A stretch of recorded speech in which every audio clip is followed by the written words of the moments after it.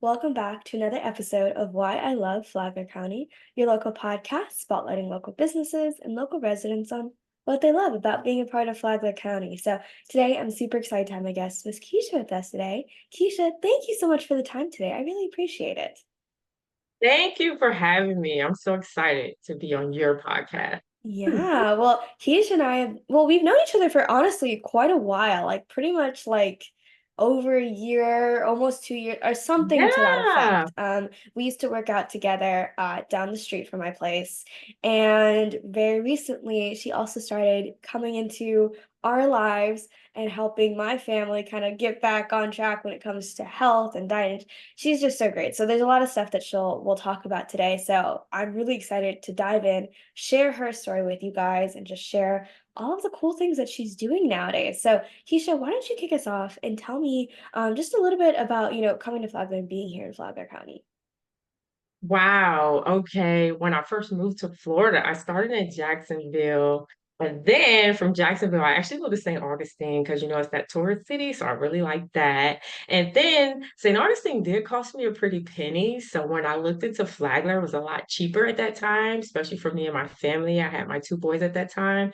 And we were able to find something a lot cheaper here in Flagler. So I love that. And that's what kind of got my family here. And that's in '08. So I've been here for about 16 years. As That's I look crazy. back, I'm like, oh my God, right? That's a long time to It's be in a long Flagler. time to be, it's a long time to be anywhere, but obviously Flagler is one of those like it's it's a transplant city for, all intents and purposes. Like Yes. that's where I feel like you either meet one out of 30 are like native Palm Coastians, and then the others are from New Jersey.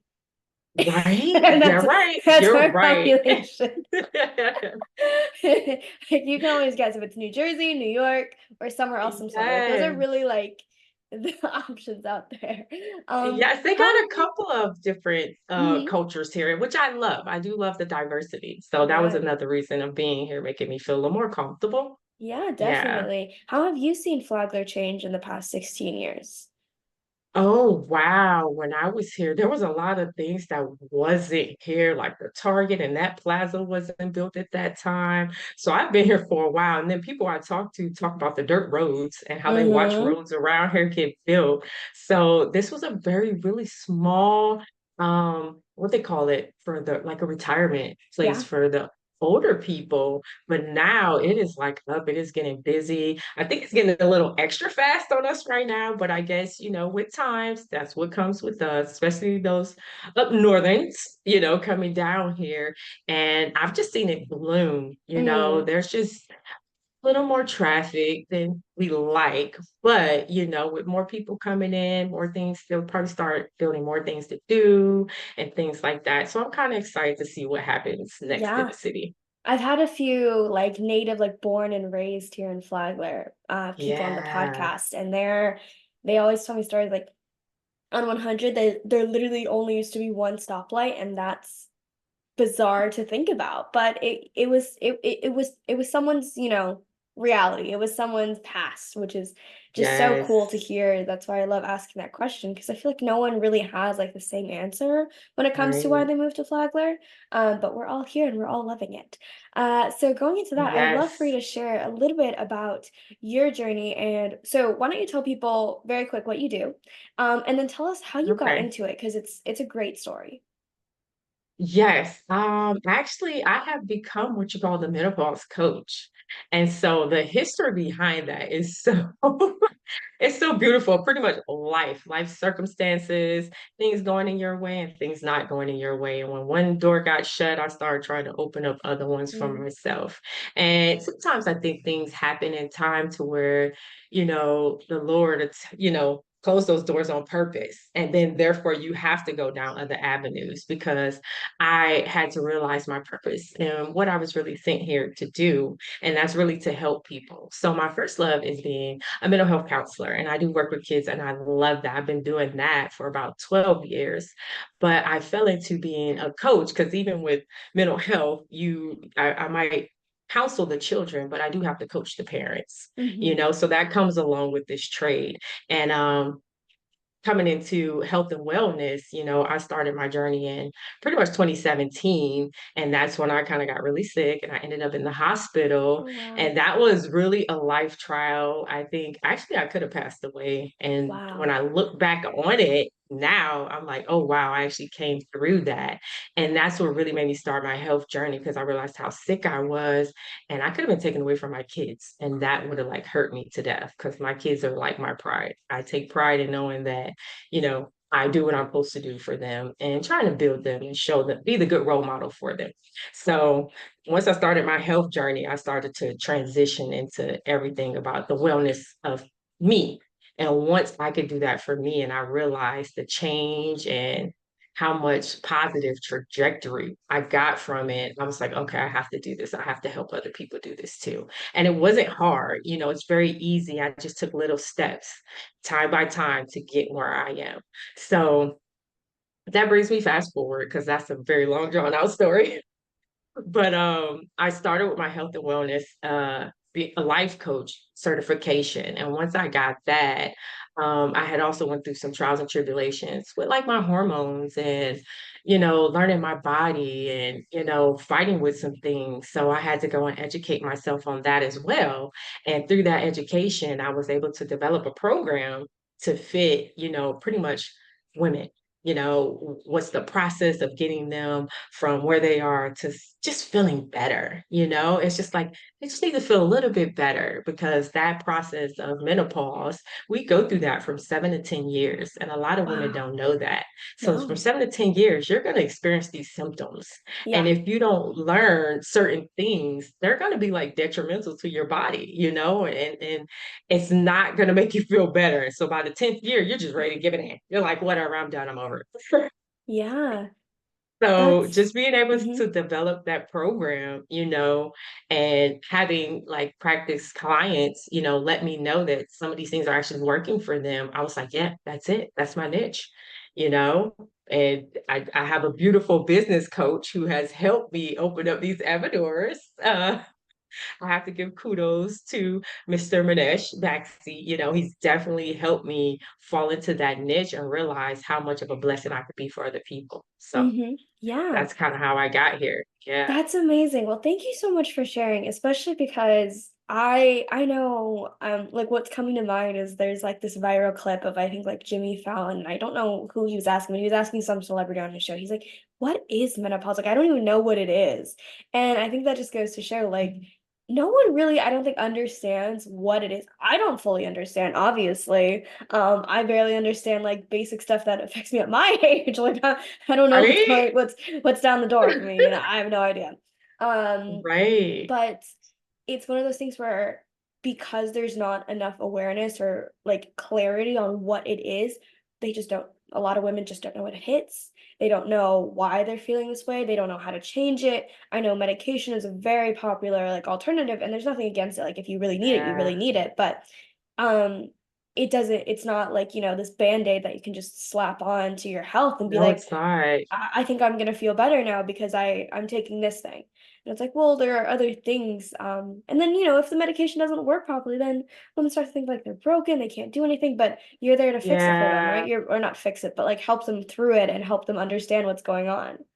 Well, I am definitely a holistic approach. I would not say medicine is not my first go-to. Right. I truly believe in we eat for our body based on what we put on our bodies and what we put in our bodies.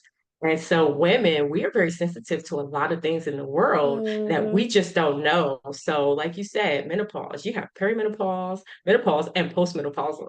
So it's like that 7 to 10 years, you're going to go through That's all these nuts. dynamics, Oh my right? gosh. And Yeah. just in layman's terms, pretty much, it's the body losing some of its very important hormones. Mm, So I'm going to say it in layman's terms because this is how I learned it and this is how I really related to it.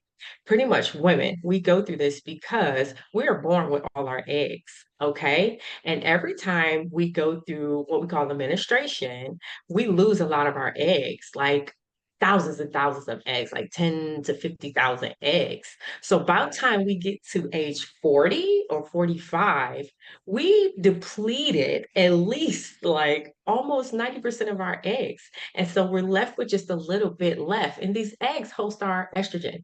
Okay. So now we need that in our body. The estrogen is needed for us just to be able to function daily tasks normally. So when it gets depleted, that's when you get the hot flashes, the mood swings, Yeah.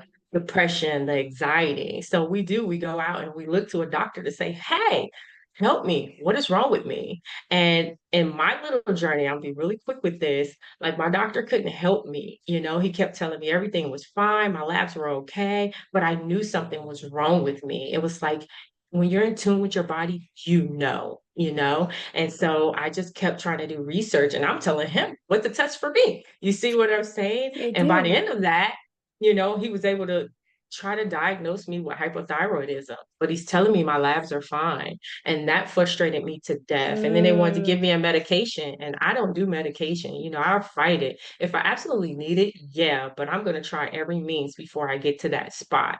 Okay. And so what I did, I went out and got me a holistic functional doctor who was able to tell me everything that my doctor couldn't tell me.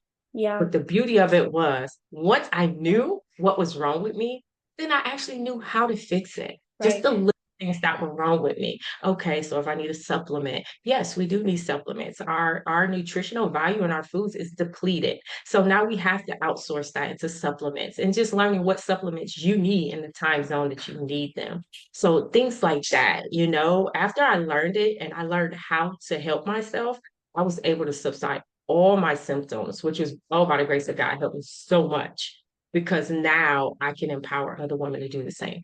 Wow. It gave me Yeah. that knowledge to be able, and I want the menopause process to be embraced. Most women are like, oh God, I got to menopause. I don't want to go to menopause. No, let's embrace that. We're going through this together. You see what Exactly. I'm saying? You are Yeah. not on your own. This is for us to come together and kind of Hmm. lift each other up through it so that it's not so detrimental to our health, our mental health, Yeah. and we can still be the mother we need to be for our children. Because I Yeah. think that played a big part for me too, Definitely. Yeah, Yeah, this is amazing. Thank you so much for sharing because obviously like I only know so much as well. So it's great for me to know because I'm a big believer that we should be just destigmatizing all of these conversations, all of these discussions, because yeah, that's what's preventing people from getting help, is them just being like, oh, it's gross, like I'm approaching that age, and it's like I'm so old now, and I'm like, no, please, you're not so right, right. old. Please don't do this to me. It's like crazy because like now I'm like 20, which is like if I talk to high schoolers, I'm geriatric, but if I talk to anyone who's not 25, anyone older than 25, they're like, "You're a baby. Yeah, You're so baby, I small." know. And it's like it's the same thing like when you hit 40. It's like there's They still call me like a baby. and you it's like crazy because like when okay, like all transparency, when I was like 10, I'm like, yeah, 40 is so old, but now I'm like 20 and I'm like 40 is not that old, like at all. Like there's No. just, especially knowing how long us humans we live now, like 40 is Right, barely at that mid process, as long as you're taking care of right. yourself, blah blah blah blah.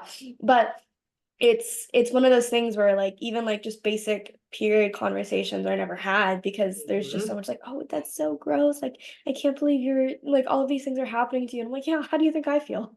I feel worse. Right, right, right. So Just embrace it. exactly. And I'm not saying we all have to get all TMI on each other, but just the fact that we're No. able to talk about it openly and discuss our struggles and be like, this is what I'm feeling and this is why I'm feeling it. And then other people are able to, give, this was my journey, this is what helped me. Maybe this might help you. And Yes. then getting with a coach like Keisha, to really help you put a plan in place and not just do all the Place. guesswork of I think I'm taking the right vitamins, or I think I'm doing this, so it Right, should be fine, or right, I feel okay today, so surely I'll be fine for the next 7 years. It's like that's probably not what's going to right, happen. right. Uh, so Keisha, thank you so much for coming on, sharing a few minutes of your amazing expertise on a very, very important topic that I really loved Yes. learning about. So I appreciate your time today. This was awesome. Thank you. Thank you so much for having me. Of And course. just to let your viewers know, there's the upcoming groups that I'm going to start here in Flagler County for women who are going through menopause. So look for dates and times for that. Amazing. So all of Keisha's information in the description, so people can click, copy and paste, reach out, and just different ways that you can contact her. I would definitely recommend it. Just see what you want to talk about, and she has other stuff when it comes to health and wellness and coaching. So if maybe that menopause isn't exactly what you're looking for, just reach out and see what she might be able to help you with or refer you out. So Keisha, again, thank you for your time. Yes. I really appreciate it, and for everyone watching, I really appreciate you as well. And I'll see you next time. Bye. Thank you.